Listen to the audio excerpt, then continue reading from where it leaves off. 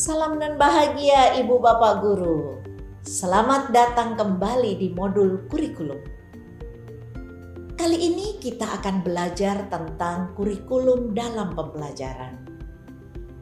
Pada materi sebelumnya kita sudah belajar bahwa kurikulum dapat berubah dan beradaptasi sesuai dengan kebutuhan dan kondisi satuan pendidikan. Bagaimana dengan implementasi pengembangan kurikulum di satuan pendidikan?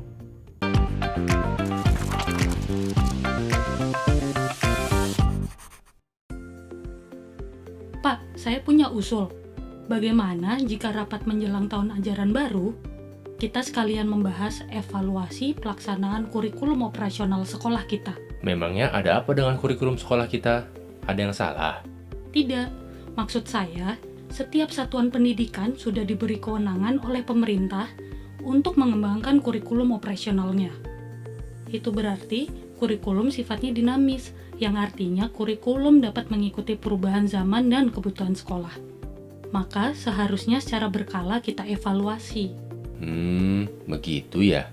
Iya Pak, sebab pengembangan ini berpengaruh sekali akan arah sekolah kita ke depannya. Betul juga ya Bu, sepertinya sudah waktunya kita mengevaluasi kurikulum operasional ini. Benar Pak. Baik, kalau begitu kita coba untuk agendakan kegiatan ini. Coba kita catat komponen yang akan dibahas dalam rapat kurikulum operasional satuan pendidikan. 1. Visi.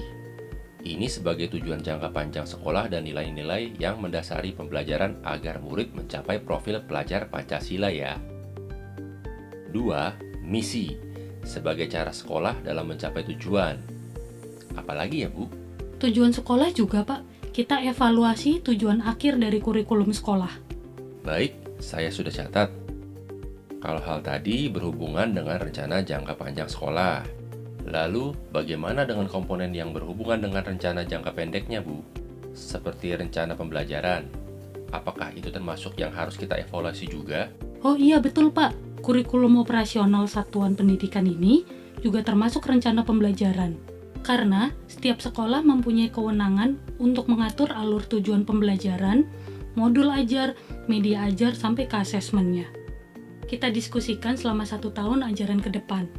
Perencanaan dan alur pembelajarannya mau seperti apa, juga program prioritas satuan pendidikan kita ya Pak. Kalau begitu, selain perencanaannya, pengorganisasian pembelajaran juga dievaluasi juga ya? Betul Pak. Kita evaluasi kembali muatan kurikulum sekolah kita, sesuai dengan karakteristik sekolah dan kebutuhan anak. Termasuk beban belajar murid kalau gitu ya. Nanti kita lihat kembali capaian pembelajaran per fase, dan juga profil pelajar Pancasila untuk menyelaraskan kurikulum kita dengan yang sudah dibuat oleh pemerintah. Siap. Bu, ngomong-ngomong, muatan kurikulum berarti sesuai struktur pembelajaran dalam paradigma baru ya? Kita akan evaluasi program intrakurikuler sekolah, yaitu yang berisikan muatan mata pelajaran dan muatan lokal. Lalu, kita akan evaluasi program proyek. Ingat tidak Bu? Ini merupakan proyek penguatan profil pelajar Pancasila dan juga program ekstrakurikuler. Untuk ekstrakurikuler, bagaimana kalau sebelum rapat nanti kita adakan survei kepada murid-murid? Kita bisa melibatkan murid dalam menentukan jenis ekstrakurikuler yang dapat kita tawarkan. Jadi kita bisa tahu apa yang sedang mereka gemari. Wah, ide bagus Pak. Nanti kita juga dapat bekerja sama dengan alumni sebagai pelatih, narasumber, atau mungkin dapat memberikan pelatihan ke guru-guru, supaya kita juga punya bekal dalam membimbing di ekstrakurikuler itu. Wah, siap Bu. Saya coba catat juga ya. Apa bisa ya Bu, kita punya ekstrakurikuler belajar menjadi wirausahawan? Fokusnya membuat dan memasarkan makanan khas kota kita. Sangat mungkin, Pak. Itulah pentingnya pengembangan kurikulum operasional satuan pendidikan.